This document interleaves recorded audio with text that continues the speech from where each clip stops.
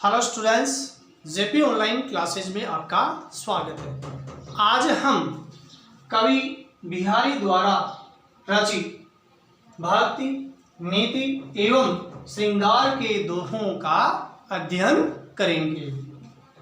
नाच अचानक ही उठे बिनु पावस बन मोर, जानते हूँ नंदित करे यह दिशी नंद किशोर। इस दोहे के अंतर्गत विरह वेदना से परेशान नायिका को ढाढ़स देने के उद्देश्य से दूती का कथन है कि शायद वन में कृष्ण से मुलाकात हो जाए। इसी में दूती कुछ कह रही है। शब्दार्थ देखिए, नाची नाचना, अचानक अचानक, बिनो बिना, पावस वर्षा ऋतु, बन वन में जंगल में, मोर मोर, जानती जानती प्रतीत होता है, महसूस किया जाता है। हाउ मैं, नंदित आनंदित, दिशी दिशा, नंद किशोर श्री कृष्ण। अब इसका भावार्थ देखिए। नाच अचानक ही उठे बिना पावस बन मोर, हे सखी बिना वर्षा ऋतु के जंगल में अचानक मोर नाच उठे हैं। जानते हाउ नंदित करी यह दिशी नंद किशोर।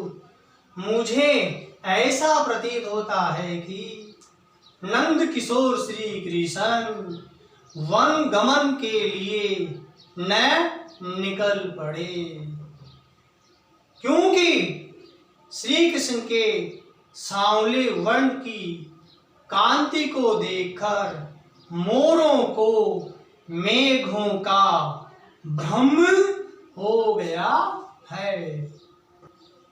इसके कारण वे आनंदित होकर नाच उठे। अब इसमें विशेष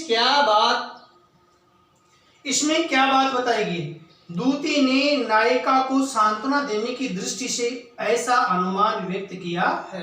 अब इसमें अलंकार जो है वह अलंकार भ्रांतिमान अलंकार है। क्यों? जब सादृश्य के कारण उपमेय में उपमान का भ्रम हो जाए, अर्थात जब उपमेय को भूल से उपमान समझ लिया जाए, तब भ्रांतिमान अलंकार होता है। क्यों?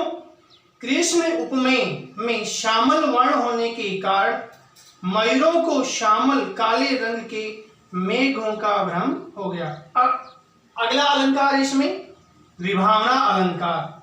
जब कारण के न होने पर भी कार्य का होना वर्णित होने पर विभावना अलंकार होता है।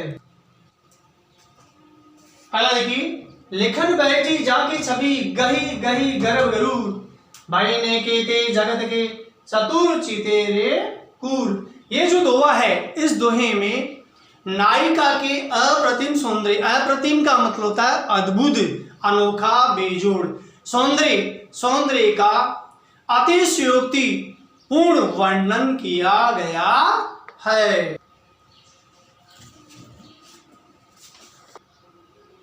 शब्दार्थ देखिए, लेखन बैठी, लिखने बैठे, चित्र बनाने को बैठे, जाकी जिसकी, छवि सुंदरता शोभा, गई गही धारण कर करके, गर्व गर्व, गरूर घमंड, अभिमान अहंकार, भय हो गए, केते कितने, जगत संसार, चतुर चितेरे चतुर चित्रकार, कूर मूर्ख। अब इसका भावार्थ देखिए। लिखन बैठी जाकी छवि गही गही गर्भ गरूर। यहाँ नायिका की सखी नायक से नायिका के अप्रतिम सौंदर्य के विषय में कहती है कि बड़े बड़े प्रसिद्ध और चतुर चित्रकार उसका चित्र बनाने के लिए बड़े गर्व के साथ आकर बैठ गए। परंतु परंतु वे उसके रूप सौंदर्य का सही अंकन न कर पाने के कारण वे मूर्ख बनकर वापस लौट गए। नायिका के नित परिवर्तित रूप सौंदर्य का सही चित्र बनाना असंभव है। अब इसमें विशेष क्या बात बताई गई है? सुंदरता की परिभाषा पुराने कवियों ने बताई है कि जो क्षण क्षण में कुछ नई दिखाई पड़े, यानी पल पल में कुछ नया दिखाई पड़े, वही वास्तविक सुंदरता रमणीयता है। कवि ने अपनी नायिका को इसी परिभाषा के अनुसार आदर्श सुंदरी सिद्ध किया है। अब देखिए इसमें यहां गई गई, गई गई और गर्भ गरुर, ग यानी बार बार ग वर्ण की आवर्ती होने के कारण से अनुप्रास की छटा बताएगी। दूसरी बात, गही गही, गही गही जो ये शब्द आए हैं, इनका अर्थ होता है धारण कर करके, अर्थात वही शब्द बार बार आए, उसका अर्थ वही हो तो वहां पुनरुक्ति प्रकाश होता है। दूसरी बात, इसी के अंतर्गत अतिशयोक्ति अलंकार है। क्यों? जहां किसी वस्तु या बात का वर्णन इतना बढ़ा चढ़ाकर किया जाए कि लोक सीमा का उल्लंघन सा प्रतीत हो, वहां अतिशयोक्ति अलंकार होता है। क्यों? क्योंकि नायिका के पल पल बदलते सौंदर्य का अंकन बड़े बड़े प्रसिद्ध व चतुर चित्रकार सही अंकन नहीं कर पा सके तथा वे मूर्ख बनकर लौट गए। इसी प्रकार इसमें और दूसरा अलंकार और है, वक्रोक्ति अलंकार। जब किसी व्यक्ति के एक अर्थ में कहे गए शब्द या वाक्य का कोई दूसरा व्यक्ति जानबूझकर दूसरा अर्थ कल्पित करे, वहां वक्रोक्ति अलंकार होता है। अगला देखिए, जीनी पट में झुलमुली झलकती ओप अपार, सुरतरु की मनु सिंधु मई लसती स पल्लव डार। इस दोहे में किसी नायिका के कान के आभूषण का सुंदर चित्रण किया गया है।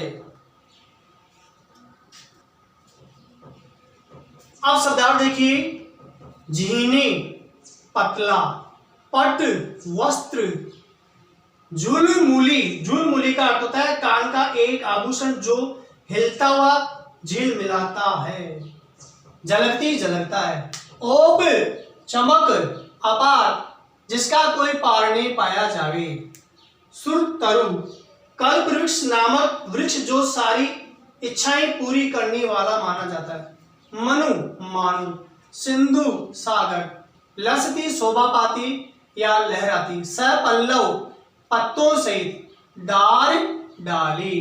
अब इसे दोहे का भावार्थ देखिए, जीनी पट में झुलमली झलकती ओप अपार।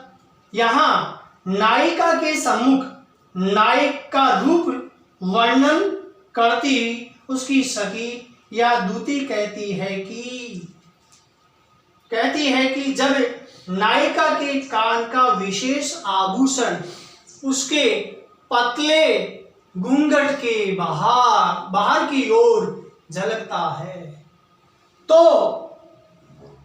उसका अपार सौंदर्य ऐसा सुंदर लगता है कि मानो समुद्र में कल्प वृक्ष की डाल पत्तों सहित लहरा रही है। अब इसमें विशेष क्या बात बताएं? कल्प वृक्ष के अरुण आभा वाले पत्तों से नायिका के कपोलों तथा कर्णाभूषण की शोभा व्यंजित हुई। अब इसमें देखिए, झूल मूली झलकती, झ झ ल, यहाँ झैवर्ण, यहाँ झैवर्ण, यहाँ लवर्ण, यहाँ लवर्ण, यानी बार बार वर्णों की आवर्ती होने के कारण से अनुप्रास की छटा बताएगी। और इसे पूरे ये जो पूरा दोहा है, इस पंक्ति में यहाँ पूरे दोहे में इस पंक्ति के आधार पर उत्प्रेक्षा अलंकार है। क्यों है?